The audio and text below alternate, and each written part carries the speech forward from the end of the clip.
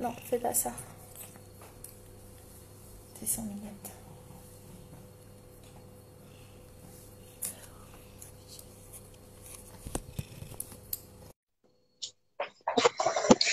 Coucou pour les premiers qui arrivent, il y a Aurore qui va nous rejoindre. J'ai un petit chat avec moi aujourd'hui. Hop. Hello. Coucou. J'ai une petite minette avec moi, elle va nous tenir compagnie pendant le live parce que il y a des vétérinaires qui vont venir la chercher et du coup il faut que je la garde dans ma maison. Mais c'est cool, comme ça on sera trois, en plus de toutes les personnes qui sont avec nous de loin pour le live.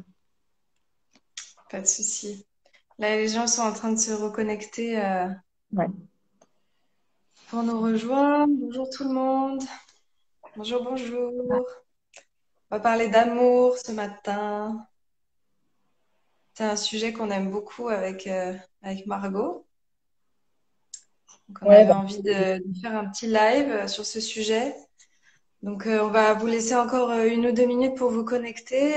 On a reçu des questions, quelques questions hier. Mais après, l'idée, c'est que bah là, si vous avez des questions par rapport à la thématique, n'hésitez pas à les écrire, comme ça on peut vous répondre en direct aussi. L'idée, c'est qu'on parle d'amour, de confiance en soi, de voilà tout ce qui est en lien avec l'amour, les relations. Ça peut être très très vaste et très large. ah bah c'est Mais sûr que c'est le sujet qui regroupe tous les autres en fait, parce que l'origine de tout, c'est l'amour, de tous nos choix, de toutes nos réactions, enfin l'amour ou la peur. Donc ça peut être décliné aussi bien sur l'amour de soi que sur la relation qu'on entretient avec le monde et avec les autres. Donc je pense que il y a moyen que ce soit très très riche aujourd'hui, comme à chaque fois qu'on parlera de ce sujet-là en fait. mm. Mm. Surtout que je pense avec ce qui s'est passé, il y a eu plein de prises de conscience là entre le Ouais, confinement, le fait de ne pas pouvoir être avec certaines personnes, le fait d'être enfermé avec certaines personnes, le fait aussi. de se rendre compte de nos mécanismes, de nos petites ombres. Enfin, moi, je sais que ça m'a fait bouger pas mal de choses. J'imagine que chez tout le monde, un peu, il y a eu des prises de conscience.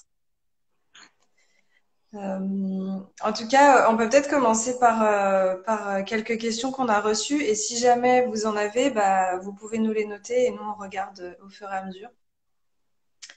Peut-être une qui est intéressante pour qu'on commence, ce serait, on a quelqu'un qui nous avait demandé c'était quoi la différence entre l'amour et l'attachement. Ouais. Ça pourrait être, ça c'est un bon sujet parce que je crois que c'est quelque chose qui est pas toujours facile à intégrer et à comprendre. Euh, Tu veux commencer, je vais Aurore, te ou... laisser, je vais te laisser donner ta vision. Tu veux commencer? Ouais, ouais, avec plaisir. Surtout que c'est une question qui me parle beaucoup parce que moi, pendant assez longtemps, je pense, et encore aujourd'hui, je travaille là-dessus. J'ai confondu les deux et ça a été source quand même de souffrance dans mes relations. Et en fait, je me suis rendu compte que l'attachement, pour moi, c'était tout ce que n'est pas l'amour, en fait. C'est tout le contraire. J'avais l'impression que quand j'étais en amour avec quelqu'un, bah, ça se traduisait par de l'attachement, alors qu'en fait, c'est le besoin. Je suis désolée, j'ai des, euh, des notifications Facebook. Je vais les enlever parce que c'est un peu pénible. Attendez.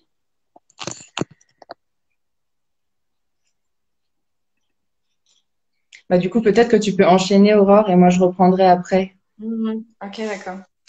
Euh, oui, donc c'est vrai que l'amour et l'attachement, ça n'a rien à voir. Moi aussi, ça me parle bien parce que de base, j'avais une nature très pas confiance en moi. J'avais besoin vraiment de me définir à travers le regard des hommes. Donc en fait, j'étais persuadée que j'étais importante ou que je pouvais être quelqu'un à partir du moment où je pouvais séduire, où je pouvais plaire, où j'avais un compagnon. Donc depuis que j'ai 16 ans, au final, j'ai rarement été seule. J'ai un peu sauté d'une relation à une autre par sécurité. Et, euh, et le souci, c'est que ça nous fait avoir des comportements bah, qui respectent pas toujours l'amour qu'on peut avoir envers soi. Donc, c'est-à-dire que même si notre compagnon, il n'est pas forcément bienveillant, ou il n'a pas les mêmes aspirations que nous, ou il va avoir certains jugements, etc. Ben, on va pas s'autoriser à asseoir un positionnement, à poser nos besoins, à poser nos limites, parce qu'en fait, on a peur de perdre l'autre. Et à partir du moment où on dit qu'on a peur de perdre l'autre, c'est qu'il y a une croyance qui nous appartient.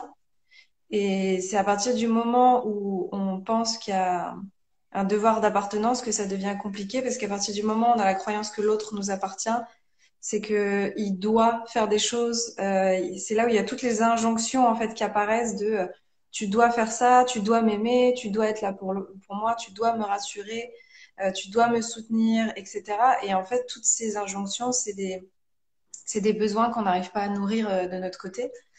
Et c'est souvent ça ensuite qui crée le déséquilibre parce qu'on va reprocher à l'autre de pas venir combler quelque chose qu'on n'arrive pas à mettre par nous-mêmes. Typiquement, l'exemple, moi j'ai eu tendance là ces dernières années à demander à mon compagnon de prendre les rênes, de m'ouvrir des espaces où on peut se détendre, où on peut s'évader, etc. Parce qu'en fait, j'arrivais pas à le faire moi-même. Moi, j'étais tout le temps en train de bosser comme une acharnée. Et du coup, j'attendais que l'autre vienne me créer des espaces où je pouvais me déposer, où je pouvais me sentir soutenue, où je pouvais m'évader, alors qu'en fait, c'était des choses qu'il faudrait que je mette en place d'abord moi et qu'ensuite, si l'autre a envie de participer, qu'on partage. Donc, c'est souvent ça le souci, je trouve, pour moi, c'est qu'on attend trop de l'autre, en fait, ce qu'on devrait arriver à s'appliquer. Même si après, forcément, naturellement, quand on aime quelqu'un, on a un élan naturel, en fait, de vouloir contribuer à nourrir ses besoins, à le rendre heureux, on a envie de partager, mais il faut pas que ça parte d'une injonction. Moi, je trouve qu'à partir du moment où il y a le mot tu dois, tu devrais, il faut, etc., bah, c'est là où on tombe dans un attachement qui est pas forcément très sain. Je sais pas ce que tu en penses, mais Pour moi, la base, elle est là, en fait. À chaque fois que qu'on est dans de l'attachement, ça met en lumière un vide intérieur, enfin un besoin qu'on n'arrive pas à combler par soi-même et qu'on va chercher à l'extérieur. Et donc à ce moment-là, on n'est pas dans l'amour. Moi, j'aime bien visualiser. Je visualise souvent le mouvement de l'amour qui, pour moi, part de l'intérieur et se diffuse à l'extérieur. Donc, quand j'aime, quand je suis dans l'amour, que ce soit dans une relation ou pour moi-même ou par rapport à un projet, parce que là, t'as parlé des relations amoureuses, mais en fait, ça peut être hyper élargi à tout ce qu'on fait dans la vie. Quand on part de notre centre, du cœur, on se nourrit d'abord et en fait, on est tellement rempli d'amour que ça nous donne envie de contribuer et de le partager. Alors que, et du coup, en fait, on est attaché à rien on a déjà tout à l'intérieur, on est déjà comblé. Alors que quand on est dans l'attachement, pour moi, le mouvement est inverse. C'est-à-dire qu'on va chercher à l'extérieur quelque chose pour se remplir d'un vide intérieur. Et dans ce cas-là, on entre dans une forme de contrôle parce qu'on veut contrôler l'autre ou on veut contrôler ce qui se passe dans sa vie, on veut contrôler le futur. J'ai mon petit chat qui est en train de partir. et moi je vois un peu souvent l'image d'une fontaine, c'est-à-dire qu'on peut pas, en fait, on peut pas donner d'eau tant que notre fontaine elle est pas remplie, quoi. C'est une belle C'est image. Ou comme l'image du puits, hein, du puits, il faut vraiment remplir son puits. Ou moi, parfois, je donne l'image du frigo. Il faut que je remplisse mon frigo, il faut que je fasse mes courses si je veux préparer un dîner pour mes amis. Si j'ai pas en amont fait mes courses, je peux rien donner en fait et je peux rien préparer de beau et de bon pour les autres. Et souvent en fait, on entre en relation alors qu'on n'avait pas fait ce retour vers soi pour se combler, pour apprendre à être son propre parent, pour répondre à ses propres besoins et du coup, ça fait qu'on le cherche à l'extérieur. Et c'est dommage parce qu'on rentre dans la relation en ayant ce besoin, des besoins mutuels qu'on ne sait pas remplir et du coup, on est comme des moitiés qui viennent guérir les blessures de l'un et de l'autre et ça alourdit beaucoup les relations et ça fait qu'au bout d'un moment, ça casse quoi. Et où ça casse, ça devient vraiment lourd à porter parce qu'on n'est pas censé en fait être là pour s'occuper des autres. Je pense que notre mission d'incarnation, c'est avant tout apprendre à nous-mêmes reconnaître qui on est et s'occuper de nous pour ensuite être capable après de faire ça, d'accompagner les autres sur ce chemin. Mais on prend souvent les choses par le mauvais bout en fait. On met un peu la charrue avant les bœufs, souvent dans les relations. Et pas que dans les relations, enfin dans la vie en général. Et je pense que au final, le chemin de la maîtrise et le chemin d'ascension, c'est vraiment apprendre à ne plus être dans un contrôle, dans une forme d'attachement avec quoi que ce soit, pour accéder à une forme de lâcher prise et qui va nous permettre vraiment à ce moment-là d'être dans l'amour. Si on est complètement dans le lâcher prise et plus du tout dans l'attachement, dans les attentes, notamment par rapport à un partenaire, bah, le partenaire il devient libre. Enfin, en fait, on le libère de tout ce qui n'est pas de l'amour en fait. Et là, on est capable de vraiment donner.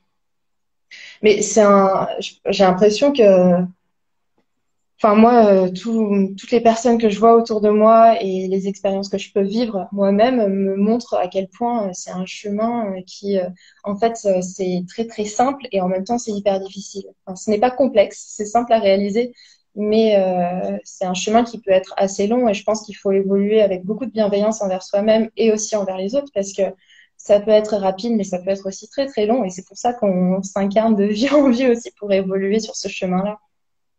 Hmm.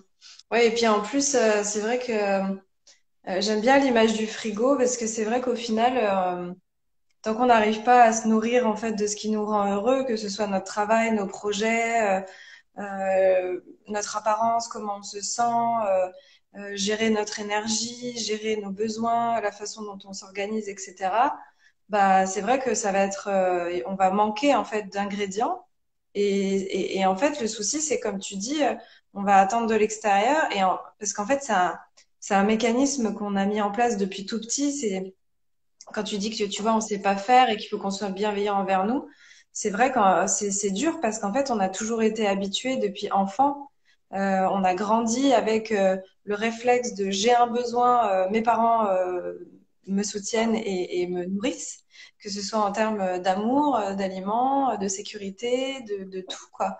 Et en fait, en grandissant, on garde un peu ce réflexe que dès qu'on a un besoin, hop, on va vouloir aller le chercher à l'extérieur à travers une amie, une relation, tout ce qu'on peut trouver à l'extérieur.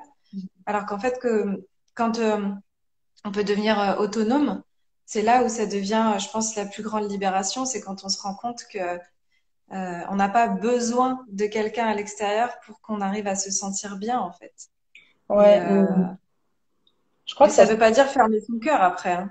Ouais, voilà, c'est exactement là-dessus que je voulais rebondir parce que souvent quand on a ce discours-là, certaines personnes peuvent entendre, enfin on me l'a déjà dit et moi c'est des questions aussi que j'ai posées. En fait, plus tu apprends à répondre à tes propres besoins en priorité, eh ben, plus tu peux te connecter aux autres depuis l'espace du cœur. Donc c'est pas un chemin où en fait t'es seul et t'es seul à répondre à tes besoins, il faut jamais demander de l'aide à personne, non, c'est pas du tout ça.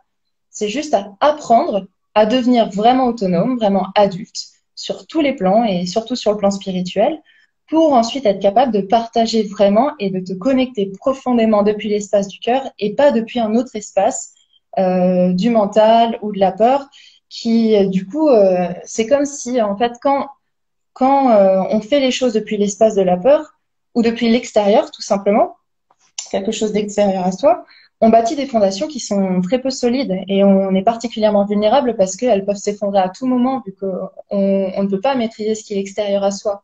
La vraie maîtrise, elle part de l'intérieur en fait. Donc, je vais prendre l'exemple de, je sais pas, une jeune fille qui aurait été toute sa vie très mise en avant par ses parents. Si on lui dit qu'elle est super belle tout le temps, que c'est la meilleure, bon bah c'est génial parce qu'elle va gagner confiance en elle. Mais d'un autre côté, bah la confiance, elle viendra de l'extérieur en fait. C'est parce qu'on on lui aura dit qu'elle est belle, qu'elle est bonne en tout, qu'elle est magnifique, tout ça, qu'elle va finir par le croire. Et finalement, le plus important, c'est que elle soit convaincue par elle-même de sa magnificence, de sa beauté, d'à quel point elle peut être puissante et de toutes les ressources qu'elle a, en fait. Parce que si un jour quelqu'un finit par lui dire, bah non, en fait, t'es pas du tout jolie, et puis t'as pas de valeur, et t'es pas intelligente, et bah tout d'un coup, ça s'en va. Parce que c'est comme si on avait fondé notre ancrage depuis quelque chose qui ne vient pas de nous, en fait, qui vient de l'extérieur. Je sais pas si cette image est suffisamment claire, mais souvent en fait, on se plaint de ce qui a pu nous arriver dans notre vie, des expériences qu'on a pu vivre, des expériences de rejet ou de non-reconnaissance ou d'abandon, alors qu'en fait, c'est un peu les piliers, c'est les opportunités que la vie nous offre pour, de l'intérieur, construire par nous-mêmes toutes les ressources et toute la confiance dont on a besoin pour avoir vraiment un ancrage et développer toute la stabilité dont on a besoin pour avancer vraiment dans la vie de façon autonome. Et du coup, savoir se reconnecter à l'amour et pas tout le temps euh, à la peur parce que voilà, on sait qu'on a toutes les ressources pour répondre à nos propres besoins. Mm. Et pour Ouais. relativiser un petit peu les Euh, expériences que l'on vit, parce qu'on a tendance à qualifier de bon ou de mauvais, de juste ou d'injuste tout ce qu'on peut vivre dans notre vie, alors qu'en fait, les événements sont toujours neutres. C'est le regard qu'on porte sur les événements qui fait qu'on va en avoir une expérience lumineuse ou une expérience plutôt sombre et très lourde. Et je trouve que ça apaise beaucoup, en fait, de prendre de la hauteur pour voir les choses comme ça, en particulier par rapport à nos relations amoureuses, vu que c'est les relations qui nous font particulièrement travailler. Si vous avez vécu des expériences difficiles, c'est le regard que vous avez porté sur ce que vous avez vécu qui a conditionné ce vécu-là, en fait. Donc, commencez à déjà voir les choses différemment depuis un espace de lumière. Qu'est-ce que ça vous a appris? Quelles sont les ressources que vous avez dû mobiliser pour traverser cette expérience-là? Et en quoi vous en êtes ressorti plus fort? Et si vous n'avez pas l'impression d'en être ressorti plus grandi, plus lumineux, c'est peut-être parce que vous n'avez pas justement identifié quelle était la leçon à retenir de cette expérience-là. Du coup, le risque, c'est de la revivre. Parce que tant que vous l'avez pas appris, vous allez répéter la vie, parce que la vie veut toujours votre bien et va toujours dans votre sens pour vous aider. Elle va vous apporter la même expérience ou une expérience similaire pour vous donner à nouveau l'opportunité d'apprendre et de grandir. ouais, et puis il y a une notion de responsabilité qu'on a tendance à souvent on n'en parle pas trop, tu vois. Je pense qu'on l'a un peu tous et toutes vécu, enfin surtout les femmes, parce que je sais que quand on se retrouve entre nous, enfin moi quand j'étais plus jeune, on avait tendance à parler des garçons, à dire oui, t'as vu ce qu'il fait, il est pas cool, machin, etc. Et moi la notion de responsabilité ces dernières années, ça m'a fait beaucoup grandir parce que souvent on va pointer du doigt en disant voilà, il me respecte pas, il se permet de me dire des choses, tu te rends compte, c'est pas correct, ou alors on est ensemble, mais il veut pas vraiment me dire dans quelle direction on va, c'est flou, etc. Mais en fait, à partir du moment où aussi on prend la responsabilité de poser nos limites, Oui. de demander, de poser des questions pour avoir de la clarté, c'est-à-dire que dans une relation où c'est flou, où on sait pas trop où on va, c'est aussi notre responsabilité de demander, de dire bon, écoute, comment tu te positionnes et comment est-ce que tu envisages notre relation? Et souvent, on n'a pas envie de poser cette question parce qu'en fait, on a peur de la réponse. Ouais, Et c'est là où la responsabilité, elle devient importante. C'est comme quand on n'arrête pas de répéter qu'il est pas cool avec nous, qu'il se permet de nous dire des choses, etc. Et qu'en fait, on dit rien et qu'on continue de... Et en plus, on se sent mal, on est persuadé que c'est de notre faute, on culpabilise, on va se remettre en question, on va remettre en question tous nos comportements, la personne qu'on est. C'est le concept des relations toxiques. Hein. Et en fait, on alimente ça parce qu'on n'ose pas dire non, je sais qui je suis, je sais quelles sont mes valeurs, je sais ce à quoi j'ai droit. Donc, ton point de vue est intéressant, mais moi, je sais aussi, voilà, quel est mon positionnement et je ne suis pas d'accord avec ce que tu me dis. Et s'il y a de plus en plus de désaccords, bah, c'est qu'à un moment donné, les deux personnes, elles sont plus en alignement. Ça veut pas dire qu'il y en a une qui a raison ou qu'il y en a une qui a tort, parce que chacune vit son expérience. Mais c'est aussi de notre devoir et de notre responsabilité, en fait. D'avoir de voir cette autonomie, c'est-à-dire quand on sent qu'il y a un truc qui est pas agréable. Moi ça m'est arrivé ces derniers temps où tu sais tu ressens une espèce d'emprise, tu sais pas trop ce qui se passe en face, il est pas très clair, tu sais pas trop c'est quoi ses attentes, etc. Du coup t'es complètement paumé, t'es pas bien.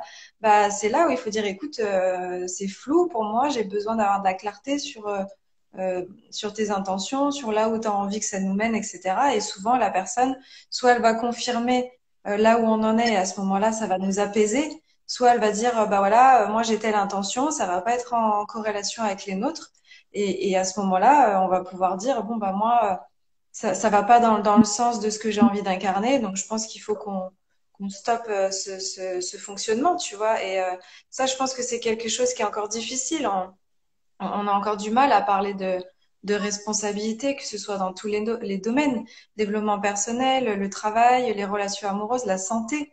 On le voit bien en ce moment, on a tendance à tout le temps vouloir remettre notre pouvoir à l'extérieur, de tout le temps se dire que c'est les autres qui sont responsables, que c'est de leur faute, il faut tout le temps trouver un coupable. On le voit bien dans les médias, alors qu'en fait, il y a toujours une part de nous qui est capable d'agir sur la situation. Je ne pas qu'il va me faire de plein de bêtises, il a fait faire tomber une assiette. Ouais, moi je crois que la première étape de l'éveil, c'est d'apprendre à revenir à soi en toutes circonstances et justement de prendre la responsabilité surtout de nos émotions et de tout ce qu'on ressent et de notre façon de voir, du regard qu'on porte sur le monde en fait. Et je pense que la communication, c'est une clé hyper puissante et avant tout, il faut être capable de communiquer avec soi-même de façon honnête et transparente. Donc peut-être se poser les bonnes questions plutôt que se demander pourquoi il m'a menti ou pourquoi il a dit ça, pourquoi il a été méchant avec moi. Et ben se demander, revenir à soi et justement se dire pourquoi j'aurais eu envie qu'il réagisse autrement. Qu'est-ce que ça réveille chez moi? Qu'est-ce qui n'est pas aligné en fait? Pourquoi je réagis comme ça? Et une fois que déjà on a apporté un petit peu plus de clarté et de lumière à l'intérieur de soi, là on est capable de communiquer avec l'autre depuis un espace où c'est pas du reproche, mais simplement on fait un point. Mais ça peut être compliqué en fait de communiquer ouvertement depuis le cœur et en toute transparence avec quelqu'un si on a notre ego et nos peurs qui nous bloquent en fait. Et si on est très attaché à une personne parce qu'on a ce besoin qui est pas rempli, ce besoin de reconnaissance, ce besoin de validation, ce besoin d'attention, si on a ça, on va avoir tendance à se calquer à ce que l'on pense que cette personne validerait ou ce que l'on pense qu'elle veut entendre pour pouvoir la garder là comme si c'était notre précieux, alors que personne ne nous appartient en fait, on n'est pas des choses. Et d'ailleurs, on avait une question qui t'a été posée dans la boîte à questions là sur en story, qui était comment attirer une relation durable. Pour moi, déjà, il faut comprendre pourquoi tu poses cette question en fait. Quelle peur ça viendrait combler d'avoir une relation durable? Parce que pour moi, c'est quand tu arrêtes de vouloir une relation durable que là, tu peux peut-être recommencer à rencontrer quelqu'un avec qui tu vas construire quelque chose qui potentiellement peut durer parce que vous vous laisserez libre en fait euh, de, de voler là où vous avez envie de voler, mais avec un engagement commun. Dès qu'on commence à mettre des cases et à mettre une forme d'enfermement en fait dans une relation, c'est compliqué parce que je pense que ça leur rend c'est d'autant plus compliqué de communiquer et d'être dans sa vérité avec l'autre quand il y a des attentes et quand on se met dans une forme d'enfermement relationnel. Ouais, je pense qu'il y a une forme de... Peut-être que ce qui est compliqué souvent, tu vois, par rapport à ce qu'on disait avant et même par rapport à cette question, c'est qu'en fait, il y a un juge à l'intérieur de nous qui est hyper présent et il y a une espèce de besoin de perfection sur les deux plans. C'est-à-dire, nous, on a besoin d'être parfait, donc il faut pas montrer notre vulnérabilité. On peut pas assumer qu'on a déconné, on peut pas assumer nos mécanismes un peu moches. C'est-à-dire que voilà, oui, il y a des moments où on est jaloux, il y a des moments où on réagit parce qu'on est blessé, il y a des moments où on va être un peu piquant parce qu'on a besoin de se rassurer. Voilà, on a plein de parts moches en fait. Et ça, si on n'est pas capable de les voir et de les déposer au pied de l'autre, déjà, ça crée un gros problème parce que on vit en permanence avec un masque. Et ce masque, pour que l'autre nous aime, sauf que ce masque, c'est pas nous. Donc à un moment donné, quand le masque il se fend ou qu'on n'a plus l'énergie de le porter, bah la personne en face, elle va se dire waouh, mais en fait il y avait ça derrière le masque. Et donc du coup, ça crée une grosse désillusion. Et c'est dans ces moments-là en général où ça peut être difficile. Donc je trouve qu'il y a déjà ce mécanisme-là qui est compliqué. Et le souci, c'est qu'on a un besoin de perfection envers nous-mêmes. Donc, on va se juger, il va falloir absolument qu'on soit parfait, etc. Mais il y a aussi un besoin de perfection et d'attente envers l'autre.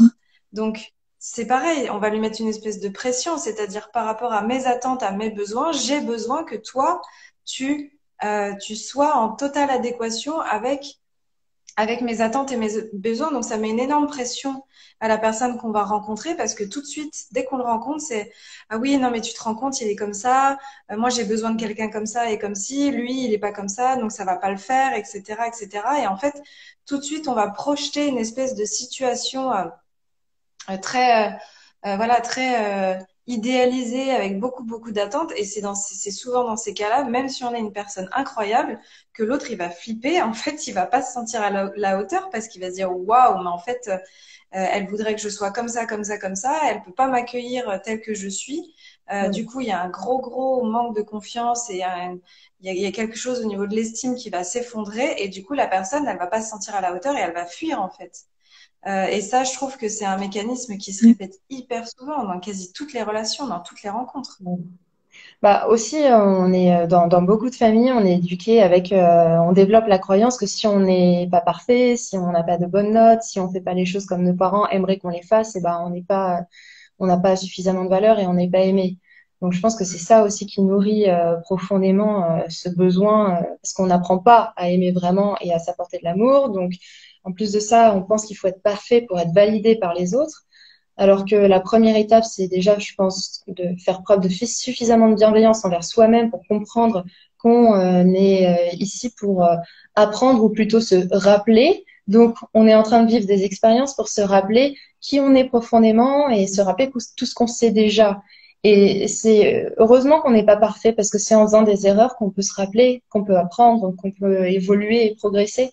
Un enfant, quand il apprend à marcher, il tombe plein de fois et à chaque fois, il se relève et c'est ça qui lui permet d'apprendre à marcher. Et en fait, c'est exactement la même chose pour nous, toute notre vie, même quand on est adulte. Et quand on arrive à faire ça, quand on arrive à comprendre ça pour nous et que du coup, on ne se juge plus parce qu'on fait des erreurs, on ne se juge plus parce qu'on n'est plus parfait, ben là, on peut commencer à ne plus trop juger l'autre et le regarder avec un regard un peu plus bienveillant et du coup accepter aussi qu'il est sur son propre chemin d'évolution et que c'est pas un chemin linéaire en fait. C'est un chemin qui a plein de bosses et de creux et on tombe et on se relève et c'est magnifique comme ça en fait. Ouais, c'est souvent dans les moments où, au final où il y a des conflits, où il y a des remises en question et qu'il y a besoin de réaligner les choses, qu'il y a des magnifiques évolutions qui se passent, que ce soit en amitié ou en couple.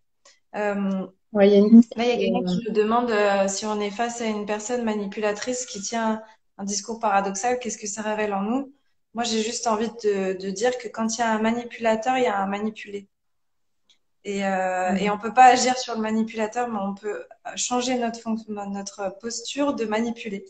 Donc, c'est-à-dire qu'à partir du moment où il y a un inconfort, en fait, il y a un truc qui est pas OK pour nous, qu'il y a un truc qui est flou, bah, demander de la clarté, poser des limites et savoir dire stop, en fait, quand on sent que c'est pas juste. Je sais pas ce que tu en penses, mais Bah, moi, je pense que moins on a confiance en soi, plus on peut se faire manipuler. Parce que on met sa puissance ou sa confiance à l'extérieur de soi. Donc, ce que ça révèle, c'est que faut que tu écoutes plus ta petite voix intérieure et que tu lui fasses confiance. Et ça passe par les expériences au jour le jour. Et ça grandit petit à petit, en fait. Plus tu vas oser te faire confiance, plus tu vas réaliser que tu as raison de le faire. Et du coup, tu pourras mieux te positionner par rapport à toutes les informations que tu recevras à l'extérieur de toi. Qu'elles viennent des médias, qu'elles viennent de ton amoureux, qu'elles viennent d'amis ou de tes parents. Là, tu pourras prendre en fait que ce qui vibre pour toi. Et ce qui vibre pas, tu le prendras pas. C'est comme si tu étais devant un buffet, devant un grand restaurant, tu vas pas tout manger. Tu vas manger que ce que t'aimes en fait. Bah, là, c'est la même chose. j'aime bien tes références à chaque fois, le frigo, le buffet, c'est sympa. Ouais, c'est pas toujours en fonction de la nourriture, mais là, aujourd'hui, ouais, je suis inspirée. Les thématiques. Il y a une question qui est intéressante aussi, c'est selon vous, si on n'évolue pas de la même façon, est-ce que c'est voué à la rupture? Moi, ça me parle bien, ça, parce que c'est un peu ce qui s'est passé avec mon ancien compagnon. Puis je pense qu'on le vit tous un petit peu quand on vit cette espèce d'ouverture. J'ai pas envie de dire éveil parce que l'éveil, c'est un peu galvaudé, mais voilà, on commence à se rendre compte de certaines choses, quoi. On sort un peu des schémas de victime, de soumission, de dualité, etc. Et Et c'est vrai que bah, quand les deux ils commencent à évoluer pas dans la même direction, pas au même rythme, ça peut créer des difficultés. C'est pas forcément voué à l'échec. Je pense si l'autre il est quand même intéressé, s'il est dans le soutien et qu'il peut quand même y avoir une forme de partage. Moi, je trouve que le souci, souvent, c'est que quand on commence à évoluer, à s'intéresser à des choses différentes, à avoir envie de grandir, à vouloir travailler sur nos émotions, à mieux nous connaître, etc., à vivre plein d'expériences, c'est plus la notion de partage, en fait, qui devient compliquée, parce que pour qu'un couple il fonctionne, je pense que dans l'intimité, ce qu'on aime cultiver, en fait, c'est ce partage qui est plus intime, plus proche. Et en fait, quand on a tendance à commencer à faire plein de choses et que l'autre fait rien avec nous ou qui s'y intéresse pas du tout, ça devient compliqué de partager en fait parce qu'il commence à y avoir un gros décalage en fait sur ce qui nous intéresse, puis aussi en termes de fréquence vibratoire. Souvent, quand on commence à mieux manger, mieux gérer nos émotions, faire attention à nos pensées, se nourrir de choses qui nous éveillent, qui nous font du bien, qui nous font réfléchir à plein d'autres choses, on a une fréquence vibratoire qui augmente. Et si l'autre personne, elle reste dans le négatif, ressassé, frustré, pas gérer ses émotions, pas s'alimenter comme il faut, avoir une hygiène de vie qui est pas équilibrée, ça crée une différence. Et en fait, je pense que c'est là aussi que ça devient difficile après de se rencontrer, non? Ouais. Moi, j'ai aussi une autre image qui m'est venue, qui, qui est que je pense que quand on entre dans une relation de couple, on est une équipe en fait. Et donc, bah, on s'aide l'un et l'autre et on s'inspire l'un l'autre. On est censé s'élever en fait en tant qu'équipe pour avancer main dans la main. Et bah, il y a un moment, si on s'éloigne trop, s'il y a quelqu'un qui évolue très très vite dans une voie et enfin qui évolue très très vite et l'autre qui reste un peu derrière, à un moment ça va devenir compliqué parce que on peut plus trop se tenir par la main quand on est trop éloigné l'un de l'autre. Et puis ou alors c'est comme si, imaginons que vous êtes deux instruments qui jouent un morceau ensemble et que il y en a un qui finisse par être désaccordé, en fait, ça va plus être harmonieux. Donc moi, ça me paraît Oui, quand qu'il y même en a un qui important. pratique plus souvent, qu'il y en Oui, ait un voilà, qui c'est ça. pratique plus souvent et qui du coup deviennent très très doués et qui a plus forcément envie de jouer les morceaux de débutants en fait. Oui. Ouais, donc je pense qu'on peut vraiment évoluer main dans la main, mais selon moi, mais bon après, j'ai pas, je considère pas que je sais les choses. Je pense que je désapprends de plus en plus, donc ne prenez ce que je vous dis que si ça vibre pour vous. Mais j'ai l'impression que s'il y a un trop grand écart, ça devient vraiment difficile de communiquer et de partager ce qu'on a envie de partager en fait, et ce vers quoi notre âme est appelée si voilà, on connecte plus à la même fréquence et au même niveau. Mais surtout qu'en plus notre joie souvent elle est basée sur nos aspirations. Et, et quand on est en chemin, on continue, on avance, etc. Nous, tout ce qui nous connecte à la joie, en fait, c'est parce que on est connecté ou on se rapproche de nos aspirations profondes. Donc, nos aspirations profondes, ça peut être accompagner, soutenir, contribuer. Ça peut être plein de choses. Et en fait, c'est aussi, je pense, là où ça peut devenir compliqué, c'est si les aspirations ne peuvent pas être connectés. C'est-à-dire s'il y en a un qui aspire à pouvoir voyager, à travailler un peu de n'importe où, à être indépendant, entrepreneur, qui a envie d'avoir un rythme de vie très fluide, très voilà, un peu flexible, et qu'il y en a un autre qui a envie de plus se poser, construire une vie de famille, avoir un cadre, un rythme, etc. C'est compliqué de faire marcher les deux ensemble parce que les aspirations ne sont pas les mêmes. Et je pense qu'il y a besoin, parfois, même si on n'a pas trop envie, de faire un petit check-up réalité, en fait. Et de demander à l'autre, écoute, voilà, moi j'en suis là aujourd'hui, mes aspirations c'est ça, comment tu te positionnes toi, quelles sont tes aspirations? Et de se rendre compte si on peut arriver à se rejoindre, si on peut arriver à se retrouver, en fait, sur ce chemin-là, parce que sinon, euh, on maintient quelque chose où il y a une part de nous qui sait qu'en fait, à terme, ça va devenir compliqué. Et même si tout était intéressant et que voilà, on doit vivre un certain temps avec cette personne parce qu'elle nous apprend des choses, etc. Il y a quand même une part de nous qui, elle, aspire à se réaliser le plus possible, le plus vite possible, à vivre plein d'expériences.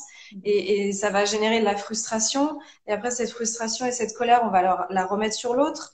Alors qu'en fait, c'est juste parce que nous, on n'arrive pas à prendre la décision de suivre notre propre chemin. Et donc, ça devient compliqué, quoi.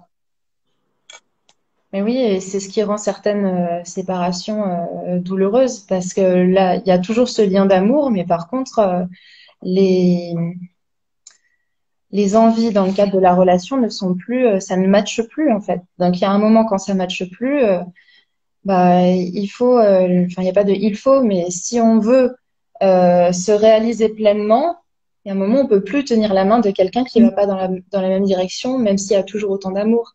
Donc peut-être peut mettre fin à la relation, ça veut pas dire qu'on coupe le lien avec cette personne-là, mais fin, parce qu'en fait, quand vous rentrez en relation avec quelqu'un, vous partagez beaucoup avec cette personne. En fait, elle fait partie intégrante de votre vie. Donc, si ce que vous voulez pour vous, ça n'est pas en adéquation à ce que la personne vous propose dans le cadre de la relation, bah, il y a un moment, il faut lâcher prise justement avec ça et accepter que ça ne marche plus, même s'il y a peut-être toujours autant d'amour, parce que il y a un lien qui s'est créé au fil des expériences que vous avez vécues ensemble et que ça, bah, on n'a pas forcément envie de le couper. Par contre, la relation, elle peut être arrêtée. Et d'ailleurs, je regardais, c'était vachement intéressant. J'ai regardé une petite vidéo de Entre mecs. Je sais pas si tu connais Aurore ou si vous connaissez. Ouais, de non, ouais. Ouais, j'ai découvert ça récemment et c'était donc quatre garçons qui parlaient des séparations et il y en a un à un moment qui dit et si au lieu d'enchaîner les relations avec différentes personnes, on enchaînait les relations avec la même personne. Mais pour que ça marche, il faut que pendant les périodes de séparation, bah chacun justement comprenne ce qu'il avait à apprendre en fait et évolue de son côté pour qu'ensuite on puisse revenir et se remettre en relation, mais créer quelque chose de nouveau sur des nouvelles bases avec des nouveaux critères et des nouvelles fondations.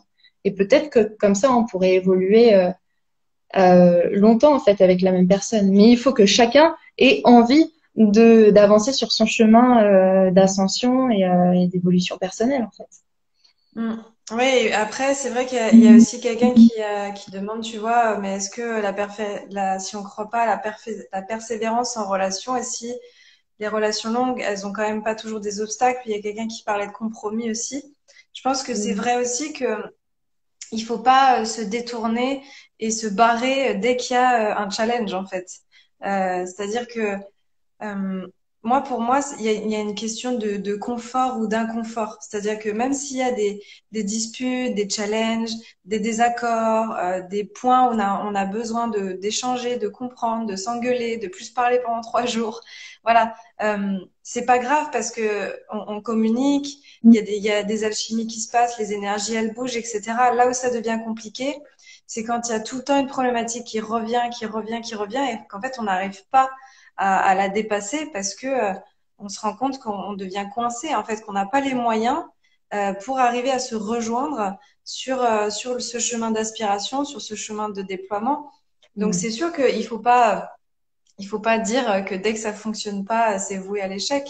Parce qu'au contraire, moi, je vois plein de magnifiques relations qui évoluent, qui grandissent, alors que bah, parfois il y a des mini-ruptures où ils se parlent pas, où il y a de la colère, où ils s'engueulent, où voilà, on a toujours l'impression qu'on est au bord de la rupture, mais en fait non, parce que on a besoin d'arriver à ce point-là, en fait, pour se déposer complètement en toute vulnérabilité et dire à l'autre, écoute, moi, j'en suis là, je t'aime, j'ai envie qu'on continue d'avancer, mais moi, j'ai ces besoins-là. Est-ce que tu penses qu'on peut continuer à nourrir nos besoins ensemble? Et souvent, c'est aussi dans ces moments-là où l'autre va se rendre compte qu'en fait, bah, il y a des besoins qu'il n'avait pas vus, qu'il n'avait pas entendus, et ça devient beau aussi. Donc, c'est sûr qu'il faut pas se barrer dès qu'il y a une épreuve. Mais c'est quand, voilà, il y a un inconfort, en fait, qui est trop souvent installé. Je pense que c'est une forme d'équilibre. Quand il y a plus souvent de souffrance que de joie, bah, faut se poser une question, en fait. Euh, si on va dire il y a 50-50 ou 60-40, bon voilà, ça se rééquilibre, ça bouge. Mais si quasi tout le temps on est misérable et que de temps en temps il y a un espace où ça va, parce que souvent moi j'entends ce discours-là, non mais ça va, c'est quand même sympa, on passe quand même du bon temps ensemble, c'est quand même agréable. Et moi, je pose la question, je dis oui, mais tu es toujours en joie. Est-ce que tu sens de l'amour? Est-ce que tu sens un élan? Est-ce que tu as envie de contribuer? Est-ce que tu as envie d'être là pour l'autre? Et parfois, ils disent, bah, je sais pas. Et quand on en arrive là, c'est que déjà, il y a une forme de déséquilibre qui devient compliquée. Ouais. Mais comme on disait tout à l'heure, si on est une équipe dans le couple, en fait, justement, on s'entraide l'un l'autre, on apprend l'un de l'autre, on rebondit sur les expériences et justement, on va pas faire la sourde oreille ou fuir à la moindre petite difficulté. Et c'est comme ça justement qu'on peut évoluer ensemble et qu'on peut apprendre beaucoup d'une relation. Mais à un moment, si vraiment on n'arrive plus et si ça ne répond plus à nos aspirations, il faut savoir lâcher prise aussi. Mm. Et se demander Mais, pourquoi on reste en fait. Pourquoi on reste? Il y a un moment, il y a beaucoup plus c'est beaucoup plus lourd que ça n'est joyeux et léger. mm, mm. Et tu vois, il y a quelqu'un qui dit c'est très rare de tomber sur des hommes ouverts à la communication. Moi, je pense qu'il y en a de plus en plus, que c'est en train de quand même s'éveiller. On commence de plus en plus à prôner la vulnérabilité chez les hommes. Voilà, tout le monde commence un peu à se reconnecter à ça avec l'émergence du développement personnel, etc. Et je pense que c'est aussi notre croyance de croire qu'il n'y a pas, que déjà notre croyance que l'autre n'est pas capable de développer sa communication et n'est pas capable de s'ouvrir. Ça, déjà, on s'en rend pas compte. Mais si on pense que l'autre n'est pas capable, déjà, on lui met comme un espèce de plafond qu'il peut pas dépasser. Et il y a des moments où on se rend pas compte que même nous, on est responsable en fait du fait que l'autre n'arrive pas à évoluer parce qu'on projette sur lui que de toute façon, il pourra pas changer et qu'il pourra pas évoluer. Et après, on a aussi cette croyance de se dire que oui, il y a tellement peu d'hommes de toute façon qui sont ouverts à la communication et qui sont capables d'être éveillés, etc. Bah, du coup, on se contente de rester avec ce qu'on a et d'être triste, alors qu'en fait, c'est faux. On est tellement, tellement nombreux sur la planète. Il y a plein de gens qui sont en train de cheminer. Et je pense que voilà, c'est important aussi d'arrêter de croire que il n'y a pas beaucoup d'hommes, il n'y a pas beaucoup d'hommes éveillés, il n'y a pas beaucoup d'hommes sensibles. C'est faux, ils sont là. C'est juste que ils se mettent sur notre chemin quand on est prêt. Je sais pas ce que t'en penses, mais Bah, je pense qu'on attire ce qu'on vibre. Donc, plus vous vous êtes prête, plus vous augmentez, enfin, plus vous attirez à vous quelqu'un qui est prêt aussi, que ce soit un homme ou une femme en fait. Mais, euh, mais ouais, c'est peut-être que la société fait que les conditionnements amènent les hommes à être un petit peu moins dans la communication, mais je suis pas sûre. C'est une croyance de plus en fait. Tout ça, c'est quand même propre à chacun, à l'histoire de chacun. Je pense qu'il faut lâcher au maximum toutes les croyances qu'on peut avoir et justement arriver un petit peu vierge, comme une feuille blanche, devant chaque journée et en particulier devant chaque personne. Et ça nous permet aussi de redécouvrir chaque jour notre partenaire et de pas mettre les gens dans des cases et de pas se dire, mais non, mais ça ne sert à rien que je lui dise ça parce que de toute façon, il va pas comprendre, il va pas vouloir communiquer. En fait, on conditionne la réponse des gens quand on pense ça à l'avance. Du coup, c'est ça aussi qui peut rendre les communications difficiles, c'est que on laisse pas l'opportunité à l'autre d'exprimer tout son potentiel et toute la beauté qu'il a à l'intérieur de lui, alors que parfois on peut vraiment être surpris. mm. C'est pour ça que d'ailleurs, on a choisi d'inviter des hommes conscients à la formation. On vous en dira quelques mots à la fin du live dans pas longtemps, mais parce que on fait une formation là début sur l'amour, la puissance du cœur avec Margot, et on va faire intervenir des hommes conscients qui vont pouvoir parler de leur regard sur l'amour, sur l'ouverture du cœur. Donc ça va être chouette et ça prouve bien qu'on a réussi à en trouver quoi. Bah oui, et en plus c'est des hommes qui sont proches de nous, qui sont magnifiques, enfin, qui portent, qui portent joliment le message de l'ouverture des consciences. Et je pense que enfin, moi, je me dis que c'est génial de plus en plus qu'on puisse communiquer sans distinction de genre, de sexe, de quoi que ce soit, parce qu'en fait, on est tous des frères et sœurs et on est tous les mêmes petits enfants qui sont sur cette planète pour évoluer. Donc voilà, tenons-nous main dans la main sans porter attention à nos différences, à nos distinctions, parce qu'en fait, elles sont tellement minimes. Mm. Il y a une question sur si on avait trouvé nos 7 hommes, On a changé notre fusil d'épaule parce que les hommes sont encore frileux de nous rejoindre. Je pense qu'il y a encore des craintes.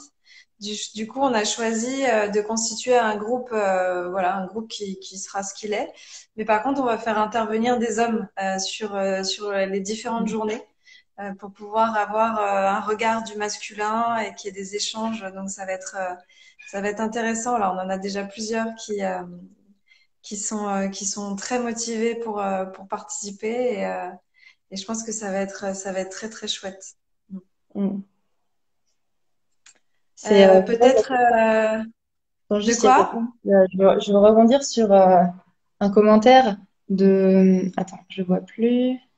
De Sindel qui dit des fois on se met des limites juste dans notre tête. Mais oui, en fait, toutes les limites, elles viennent de notre tête la plupart du temps. Et c'est un de mes enseignants dans une des formations de coaching que j'ai fait qui disait que on n'a pas un problème avec la réalité, on a des problèmes avec nos pensées.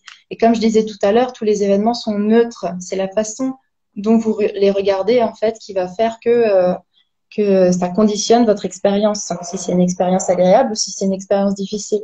Moi, j'aime bien utiliser cette image de lunettes. Est-ce que vous êtes en train de porter des lunettes grises avec un filtre bien sombre là et du coup vous voyez à travers ce filtre gris, ou est-ce que vous portez des lunettes à paillettes qui mettent des paillettes dans votre vie? Bah voilà, c'est ça. À chaque fois que vous êtes en train de porter un jugement sur un événement, posez-vous la question, quelles lunettes vous êtes en train de porter là? Est-ce que c'est les grises ou est-ce que c'est les lunettes à paillettes? Et ça peut tout changer ça c'est de l'alchimie en fait. En un instant, ça peut changer tous vos ressentis, toutes vos émotions et du coup la nature de votre expérience. Mm. Et peut-être, vu que le temps passe vite, on peut peut-être répondre à Mm. une dernière question que je trouvais intéressante. C'était comment distinguer nos peurs de nos intuitions? Parce que ça, c'est pas toujours facile d'entendre, de faire la différence entre ce qu'on ressent au fond de nous, ce qui est juste pour nous, notre petite voix et nos peurs.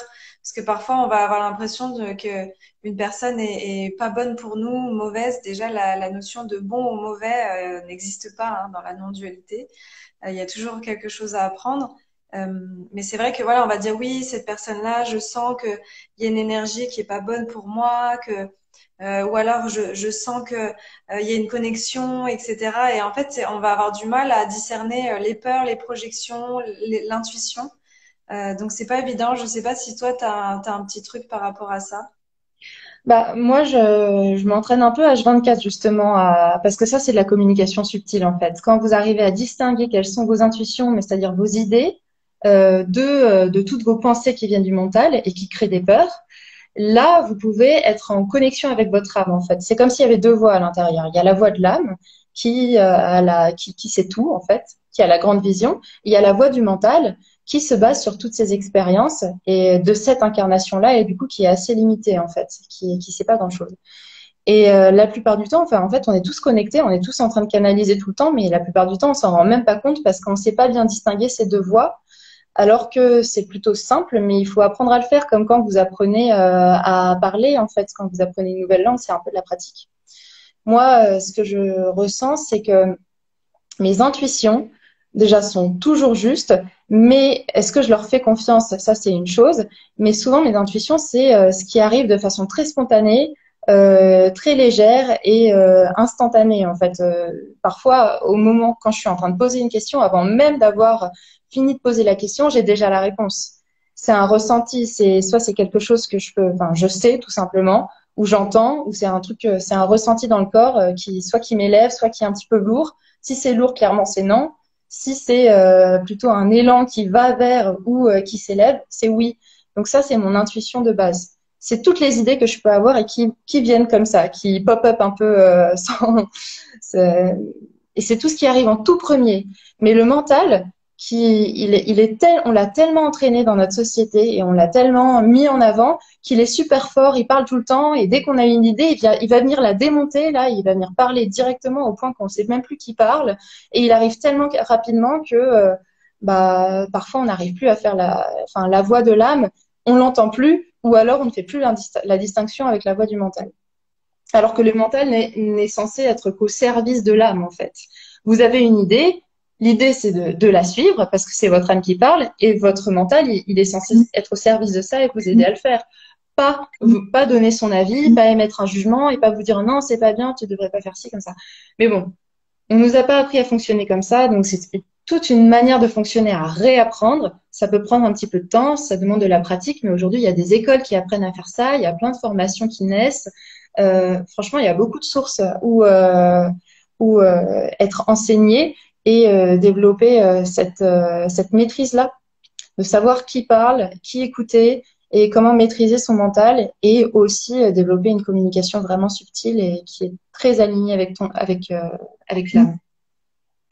Ça, c'est des choses qu'on abordera aussi dans notre formation, je pense. Et voilà, de savoir s'écouter, l'intuition, de mieux se connaître, bah, plus on se connaît, plus on sait aussi comment on fonctionne, plus on sait comment fonctionnent les autres.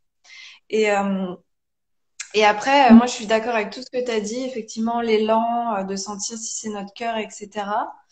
Euh, Même si parfois notre cœur il nous envoie nous prendre un mur, c'est que c'est pour une bonne raison. Et parfois aussi, peut-être, ce qui peut aider, c'est de laisser un peu de vide, tu vois, quoi, en fait, de communiquer, d'entrer en résonance avec l'univers, de laisser du non-contrôle, parce qu'on a tendance à tellement vouloir contrôler le truc, la situation, etc., que ça peut pas se manifester. Donc moi, parfois, ce que je fais, c'est que quand j'ai besoin d'avoir une confirmation de l'univers ou voilà, de savoir que je suis sur la bonne route ou sur le bon chemin, je crée un peu un espace de vide, c'est-à-dire j'attends de voir si la personne elle revient vers moi, j'attends de voir s'il y a un signe, quels sont les mots qu'il va employer, etc. Et dans ces moments-là aussi, ça vient confirmer des ressentis parce que le souci c'est que si on est tout le temps, tout le temps, tout le temps dans l'action, dans le contrôle, de essayer de générer, de valider, de verrouiller la situation, il n'y a plus la place en fait à ce que l'univers ou notre intuition puisse aussi être dans une capacité réceptive. Donc, c'est un petit peu calmer le yang pour qu'il y ait le yin qui puisse recevoir les informations et capter un petit peu toutes ces choses-là, quoi. Ouais. Mm.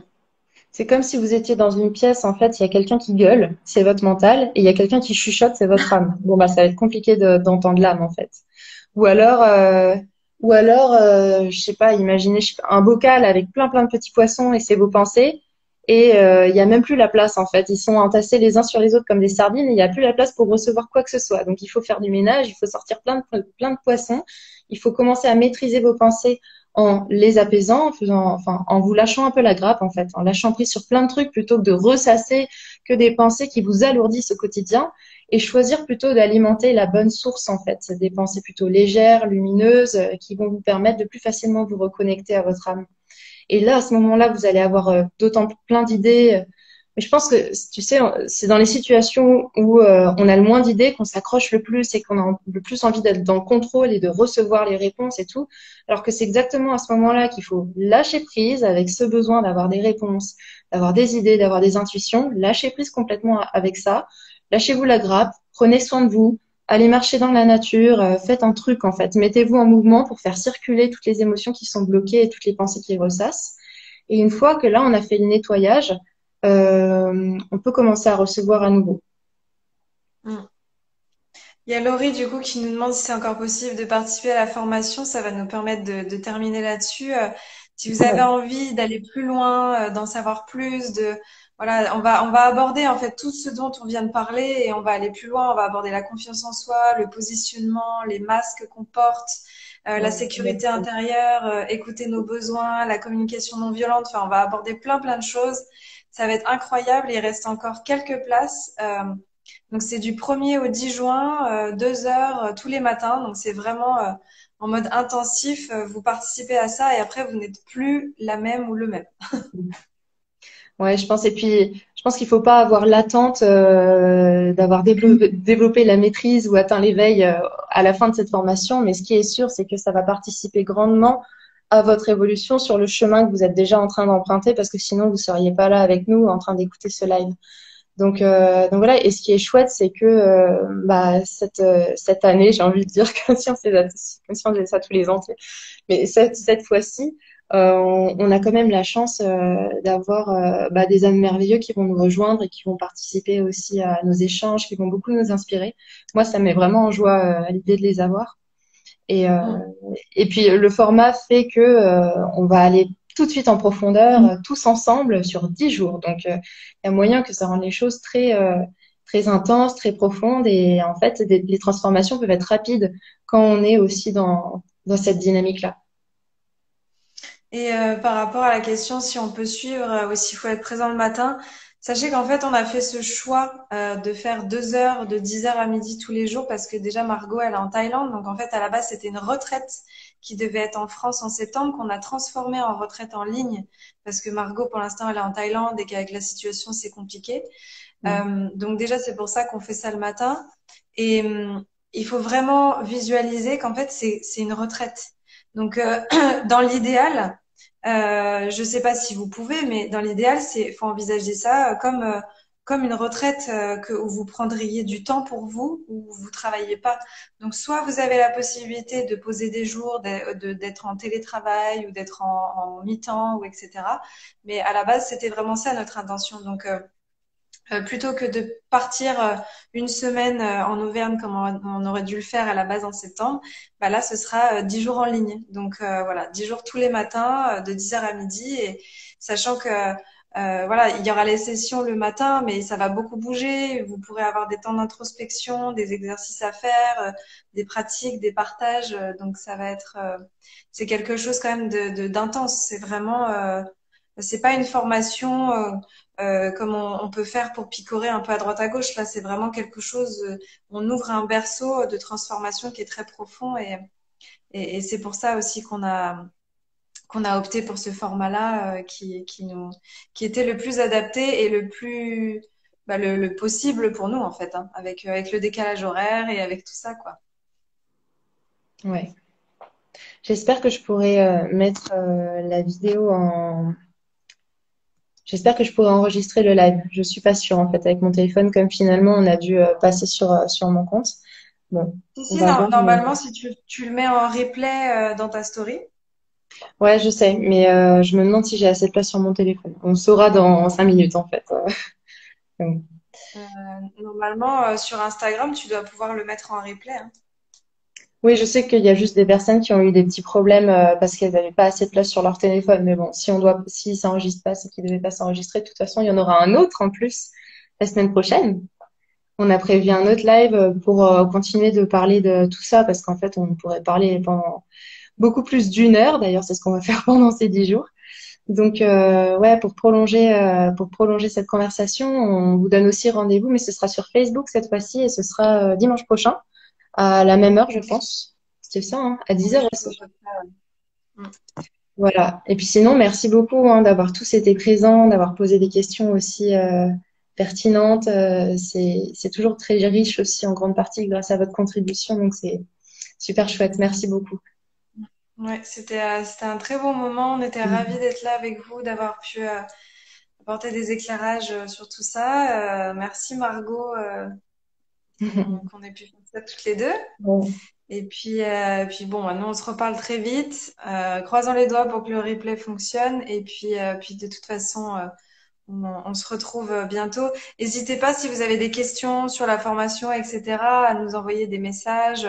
Parlez-en autour de vous aussi si vous avez des personnes à qui ça pourrait intéresser cette thématique et qui pourraient potentiellement être disponibles. Voilà, euh, c'est toujours intéressant. Nous, l'idée c'est d'avoir un groupe voilà qui pourra s'entraider, qui pourra être connecté. Donc ce sera toujours chouette. Oui, et puis Bon vous bah pouvez bisous retrouver Margot. les détails de la formation sur nos sites respectifs qui sont dans nos bios Insta. Voilà. Exact. Bisous Margot et puis passez une bonne journée tout le monde. À très bientôt. Bisous. Salut.